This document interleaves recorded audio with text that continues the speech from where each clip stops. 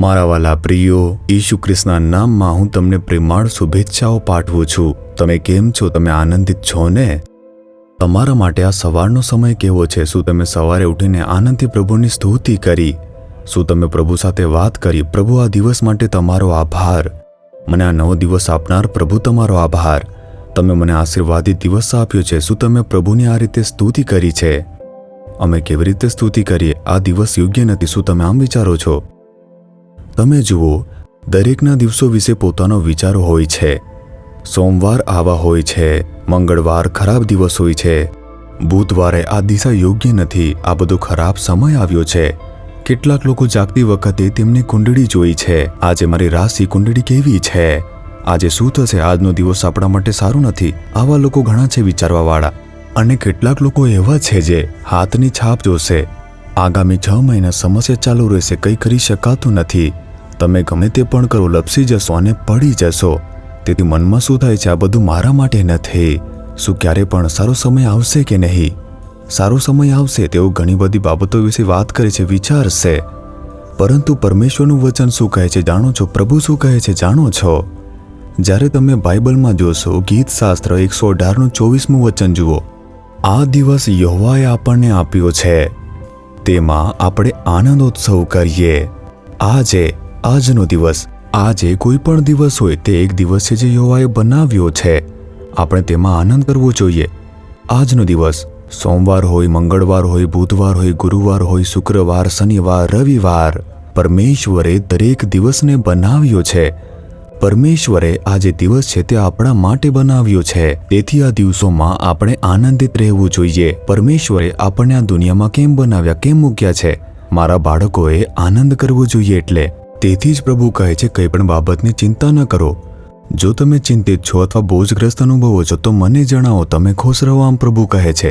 પરંતુ તમે ઉદાસ છો, તમારો ચહેરો ઉદાસ છે, તમે હંમેશા નિરાશ રહો છો, ના, આ દિવસ મારા માટે યોગ્ય નથી, મને ખબર નથી મારો સમય સારો ક્યારે આવશે, શું તમે આમ વિચારી રહ્યા છો? આ એક સારો દિવસ છે જે પરમેશ્વરે તમારા માટે બનાવ્યો। જો પ્રભુ તમારી સાથે હોય, દરેક દિવસ સારો દિવસ છે। જો ઈશુ આપણી સાથે હોય, દરેક દિવસ આનંદિત છે, દરેક દિવસ તે આશીર્વાદિત દિવસ છે। પ્રભુ ખાસ કહે છે કે આજનો દિવસ, પરમેશ્વરે આ દિવસ તમારા માટે બનાવ્યો છે। મારા પુત્ર પુત્રી, તમારે આનંદ કરવો જોઈએ। તમે શા માટે ઉદાસ છો? તો પછી આ દિવસ દરમિયાન કોણ તમારી સાથે છે? ઈશુ તમારી સાથે છે ને? શું તે મહત્વનું નથી? તો પછી જો ઈશુ આપણી સાથે હોય તો દરેક દિવસ આપણા માટે સારો દિવસ છે। હે પરમેશ્વર, આ દિવસ માટે તમારી સ્તુતિ થાવ। તમે મને આ દિવસ આપ્યો છે, તેથી હું આનંદિત છું અને ઘણા બધા આશીર્વાદો જોવાનો છું, અને મારા જીવનની અંદર ઘણા બધા ચમત્કારો પણ હું જોવાનો છું। મારા પ્રભુ, મારા માટે અજાયબીઓ બનવાની છે, હું તેમાં વિશ્વાસ કરું છું, ઈશુમાં વિશ્વાસ કરું છું। જ્યારે તમે ઈશુમાં વિશ્વાસ કરો છો, ચમત્કારો દરરોજ થશે, કેમ કે તે ચમત્કારિક પ્રભુ છે। જ્યારે તે આ દુનિયામાં હતા ત્યારે તેમણે દરરોજ ચમત્કારો કર્યા હતા। તેમણે રવિવારના દિવસે ચર્ચમાં ચમત્કાર કર્યો। ચમત્કારો તે દરરોજ થઈ રહ્યા હતા, કારણ કે જો ઈસુ આપણી સાથે છે, તે ચમત્કારનો દિવસ છે। કારણ કે ઈસુ તમારી સાથે છે, આજે તમારા માટે ચમત્કારનો દિવસ છે। It is your day of miracle. તમારા જીવનમાં એક અદ્ભુત ચમત્કાર થવાનો છે। તમે ખુશી જોવાના છો અને આનંદ જોવાના છો। તમે જે કંઈ પણ બાબતથી ડરો છો તેવું કંઈ થશે નહીં। નોકરીમાં આવું થશે, મારા વ્યવસાયમાં આવું થશે, શું તેઓ આ પૂછશે, તે પૂછશે, શું થશે, એવી રીતે ડરશો નહીં। કોઈના પરથી ડરશો નહીં। આ દિવસે તમારા માટે આનંદનો દિવસ છે। હે ઈશુ, તમે મારી સાથે છો, તમે મારી સાથે છો, એટલે આ દિવસ દરમિયાન માર્ગદર્શન આપશો, તેથી હું આનંદ કરીશ અને ખુશ રહીશ। સારી વસ્તુઓ અને ચમત્કારો થશે। તમે વસ્તુઓ બદલવા માટે ચમત્કાર કરશો, વસ્તુને સારામાં બદલી નાખશો, હું વિશ્વાસ કરું છું। તો પછી તમે ચમત્કારો જોશો। તેના બદલે એમ વિચારો કે મારો દિવસ તે સારો નથી, આગામી 24 કલાક આ રીતે જ રહેવાની છે, આગામી 8 કલાક મારા માટે ખરાબ સમય છે। જો તમે આવી રીતે માનો છો તો તે તમારો વિશ્વાસ છે ને તેવી રીતે જ બનશે। પરંતુ જો તમે પરમેશ્વર ઈસુમાં વિશ્વાસ કરો છો, તમે દરરોજ ચમત્કારો જોશો, અજાયબીઓ જોઈ શકો છો, આશીર્વાદ જોશો। ઈસુ સાથે ચાલવાનો પ્રયાસ કરો। શું હું તેમની સાથે રોજ ચાલી રહ્યો નથી? કારણ કે હું તેમની સાથે ચાલું છું। દરેક દિવસ આશીર્વાદ છે, દરેક દિવસ આનંદિત છે। ના દીકરા, આજનો સમય સારો નથી, તેથી હું આગામી 8 કલાક સુધી કંઈ કરતો નથી, આવું જ રહેશે। 8 કલાક પછી બધું બરાબર થઈ જશે। શું પરમેશ્વર આવું કહેશે? તે ખૂબ જ શક્તિશાળી પ્રભુ છે।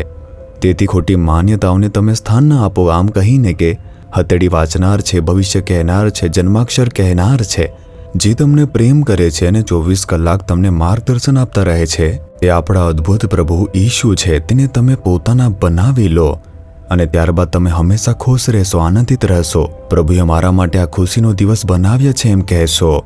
તમારા માટે સારી વસ્તુઓ થશે એમ વિશ્વાસ રાખો. ચમત્કારો થશે. શું વિશ્વાસ કરો છો? બધી ખોટી માન્યતાઓને દૂર કરો. ઈશુમાં વિશ્વાસ કરો. હૃદય પર હાથ રાખીને કહો, હે ઈશુ, આ એક દિવસ છે જે તમે મારા માટે બનાવ્યો છે. આ એક એવો દિવસ છે જે તમે મારા માટે આનંદ કરવા માટે બનાવ્યો છે. આ દિવસ માટે તમારે સ્તુતિ થવા, જે મારા માટે ચમત્કાર થવાનો છે. જેમ મને ડર છે તેમ નહીં, પણ મારા માટે એક સારી વસ્તુ બનવાની છે. પ્રભુ, હું ચમત્કારની અપેક્ષા રાખું છું. ઈશુમાં આનંદ કરીશ. ઈશુના નામમાં. Amen, amen.